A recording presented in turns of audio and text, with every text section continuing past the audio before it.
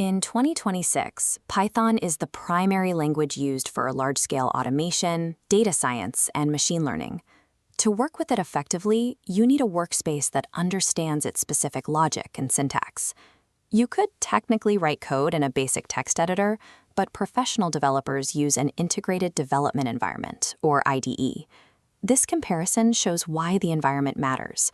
While the plain text on the left is difficult to parse, the IDE on the right uses color-coded syntax to make the structure readable and flags errors with a red underline the moment you type them. In the next 5 minutes, we're going to configure a professional Python environment on your machine, starting with the industry standard editor, Visual Studio Code. First, navigate to the official VS Code download page to clearly see the available installers for your specific operating system. It is important to select the version that matches your OS, whether you are running Windows, or running Linux, or running Mac OS. For Mac users, look at these two options under the Apple logo. Choose the Apple Silicon or Intel installer based on your computer's chip. Choosing the wrong one will lead to significant performance lag. Make sure you have already installed Python on your system, ideally with the Add to Path option checked, and then run the VS Code installer until you reach the welcome screen. VS Code acts as a general-purpose editor, so we need to add specific extensions that allow it to communicate with your Python installation.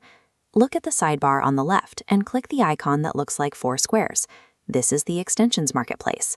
Type Python into the search bar and locate the official extension. It's essential to look for the Microsoft publisher and verified checkmark to avoid clones. Next, search Jupyter and install the Microsoft version for data science tools. The Jupyter extension allows you to run code in isolated blocks. This turns your editor into an interactive laboratory where you can test small snippets of code without running an entire file at once. To see this in action, open a folder on your machine and create a new file named exactly basic.ipynp. Watch the interface as you save the file. The .ipynp extension tells VS Code to switch from a standard text view to a segmented, block-based notebook layout. Type a basic calculation into the first block, for example, 6 plus 8. Then click the Run Play button next to that cell.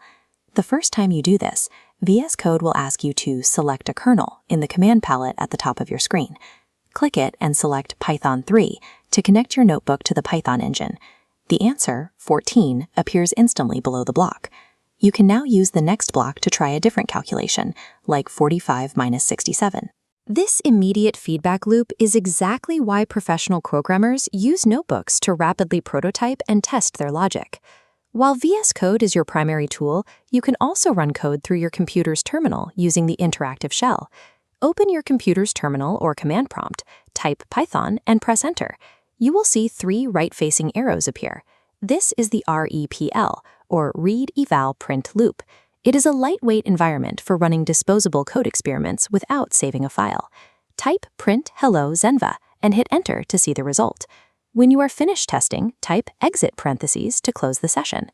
You should use VS Code and notebooks for your permanent projects and save the terminal shell for quick one-off tests. You have successfully configured a professional-grade workspace and executed your first Python code. Your environment now includes syntax highlighting, automated code checks, and an interactive notebook system for testing. Now that your tools are operational, we can begin building. In the next video, we will use this setup to explore the core structures of the language, starting with variables and lists.